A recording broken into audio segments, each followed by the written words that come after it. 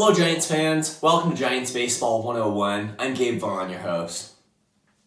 The Giants beat the Braves 4-3 yesterday, so they've avoided a sweep in Atlanta after very unfortunately dropping the first couple of games. They have managed to at least maintain their position in the second National League wildcard spot by winning on Sunday, and they've also put themselves in position to hopefully gain ground in their next series against the Phillies.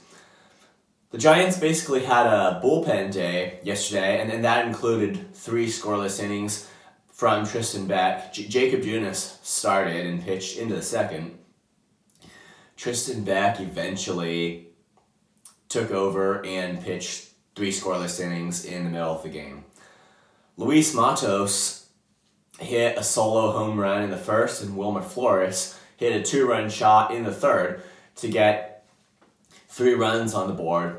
And honestly, facing Max Fried wasn't going to be easy. I mean, no one would have expected that to be easy, and just from a pitching standpoint, the Giants' bullpen against Max Fried, although the bullpen has had some success, it's just, I'm not sure that the odds here were in the Giants' favor.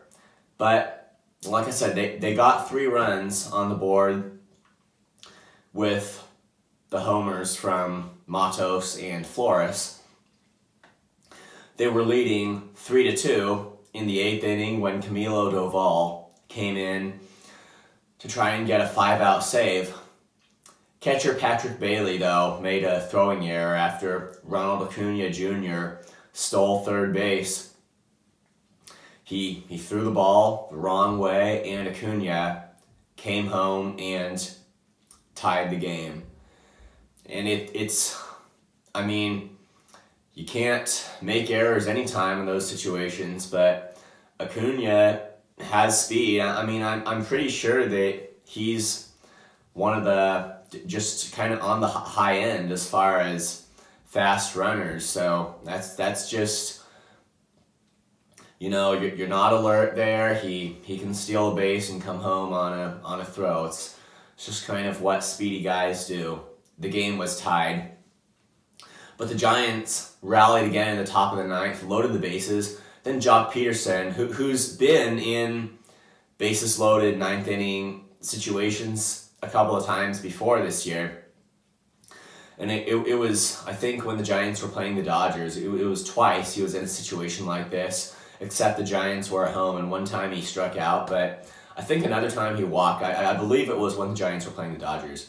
This time Joc Pederson stepped up to the plate with the bases loaded, and he walked to bring in a run for the Giants, made it 4-3. They didn't score any other runs in the inning, but this time the 1-run lead was enough. Doval pitched a scoreless bottom of the 9th. The Giants took the win against the Braves. So it's definitely a refresher. Things have to get even better, but the Giants at least showed they could win 1 game against the Braves. The next series will be against the Phillies. The Giants have the opportunity, by playing well, to move up into the 3rd wildcard spot. Like I said, the division is probably, even though the Giants are just the 2nd team, it's just a wide gap between 2nd and 1st in the National League West. The division we can probably give up by now.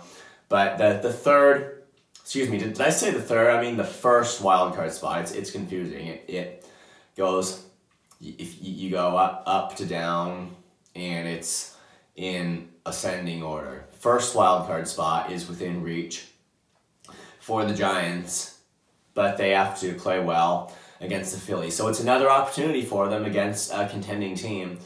And we always hope every really good win they manage to get is the start of something new for them. And let's just hope they're figuring it out, because we're deep into August, and it's a very pivotal moment for the Giants when things could really go one way or another.